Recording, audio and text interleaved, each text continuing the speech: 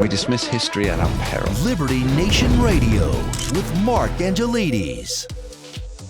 And welcome back to Liberty Nation Radio, heard coast to coast on the Radio America Network. I'm your host, Mark Angelides. We're joined once again by longtime host of this here show, Mr. Tim Donner, who happens to be Liberty Nation's senior political analyst. Now, earlier in the show, we were talking about the palace coup, the Kamala conundrum.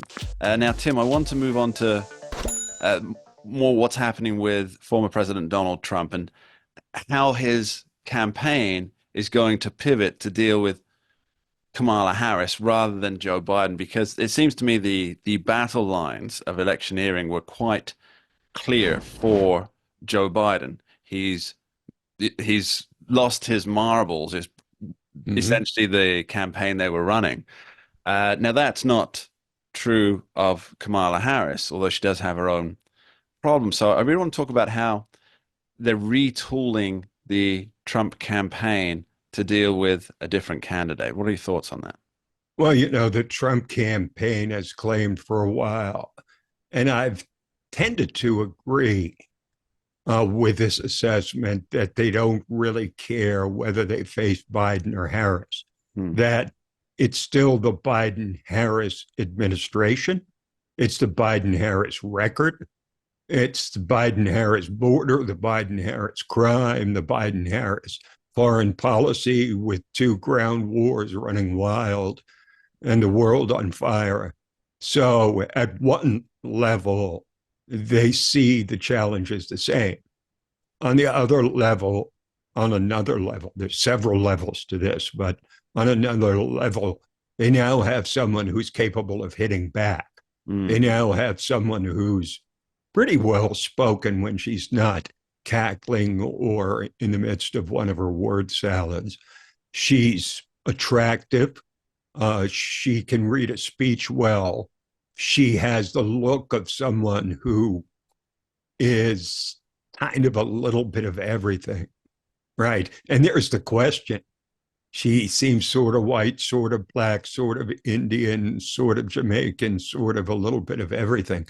And that begs the question, that she tries to be everything to everybody, will she wind up being nothing to nobody, as she did in her own presidential campaign, which face planted before it ever even made it to the starting line of the first contest. That's how incredibly poor a candidate she was. On the other hand, Joe Biden face planted in 1988, and he face planted in 2008. And he wound up in the Oval Office somehow. So you can't discount it. But I think that the pivot now is to Joe Biden, who was a liberal and bowed to the will of the progressives, to Kamala Harris, who's a dyed-in-the-wool progressive through and through. Her instincts, her heart, her mind is progressive, even though when it came to elections as district attorney in San Francisco, as attorney general of California, she created the impression that she was tough on crime. But she completely wiped that out, Mark, with one of the occasions that's really going to get brought up against her, which is in 2020, in the summer from hell, when riots were breaking out across the land. Dozens were murdered. Property damage was in the billions. She gave directly to a fund to release the rioters. And as you know, there weren't that many rioters that were actually locked up, only the worst of the bunch. And she helped get them out. So that showed where her heart really is. So this idea that she's tough on crime, I don't think it's going to fly. And I think the Democrats will, I think the Republicans, I should say, and Trump will mock the idea that she's anything but a dyed-in-the-wool radical progressive. They couldn't quite make that claim against Joe Biden. Yeah, good point. But it does seem that this thing about the bailing out of the BLM rioters, her incarceration of numerous black men in California for marijuana use and then joking about her own marijuana use on a radio show.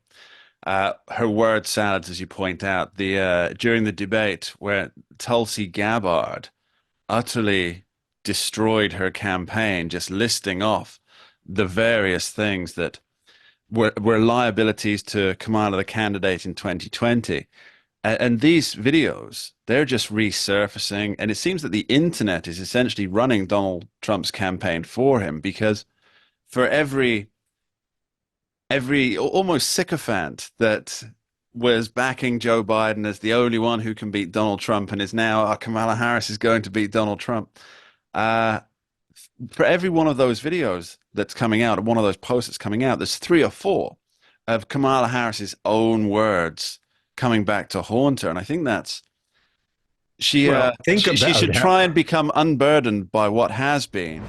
well, not to mention the laugh reel that they'll be Mm, able to easily compile of all the times she broke into that hysterical hyena-like cackle mm. at times where a graceful smile was appropriate. It's just a creepy kind of a personality quirk or personality defining element.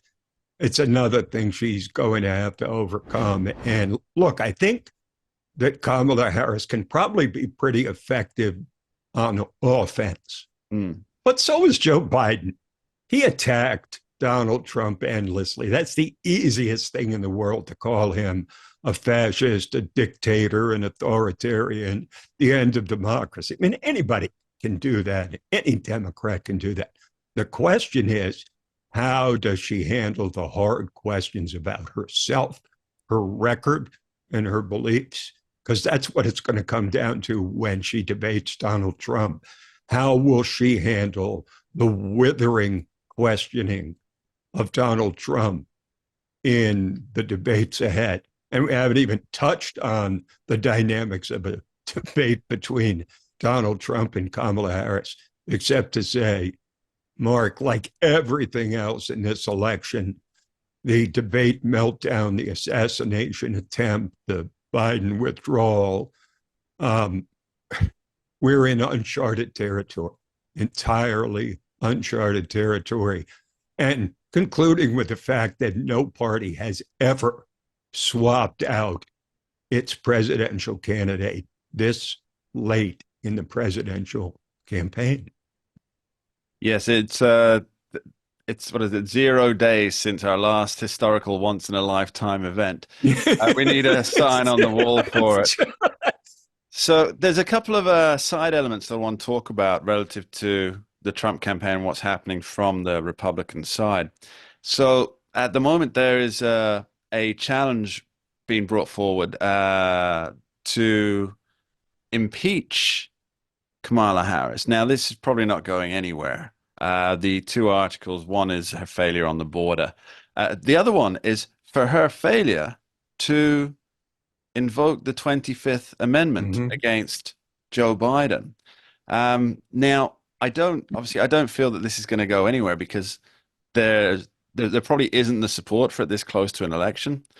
But it's quite damaging, isn't it? As you pointed out earlier, there are questions that she has to answer. And one of those is why, when it was so clear about Joe Biden's cognitive decline, didn't she to do her duty and follow the 25th Amendment path? Well, this is clearly a political theatrics Yes. designed to embarrass Kamala Harris and to bring the issue into the news to whatever extent it can. I mean, the right wing media will cover it, the left wing media won't. And the ones in the middle, that'll probably determine whether the substance of the impeachment inquiry is legitimate or not. But the issues will be brought up if they're not brought up in the framework of an impeachment inquiry. They certainly will be brought up by Donald Trump and the Trump campaign Mm. prominently. Yeah, another aspect of what the Trump campaign's doing is that I believe they've launched a lawsuit saying that you can't just take the $100 million that donors have given in good faith and then switch the name at the top of the ticket. Well, you can and you can't. It's a complicated process. And, there'll be some attention to that. But the fact that it's $91 million, look, to you and me, that's a princely sum. But to a presidential campaign that expects to raise in the billions, it's not going to be a defining issue. She got $100 million of pent up contributions, because let's not forget what a lot of people think, and there's perfectly legitimate reason to say it, that it was really the Democratic donors that led this palace coup, the big donors, the mega donors who said, hey, until you get the old man out, you get nothing from me. And now, eventually they got the old man out, and the money that was waiting at the starting gate, they just opened the door and it came flooding in. But we'll see how the fundraising goes from here, because again, another unprecedented historical event, just as we're trying to process all the rest of it. And we'll continue with those historical, unprecedented events, the next one in line after this short break. Don't go anywhere. We dismiss history at our peril. Liberty Nation Radio with Mark Angelides.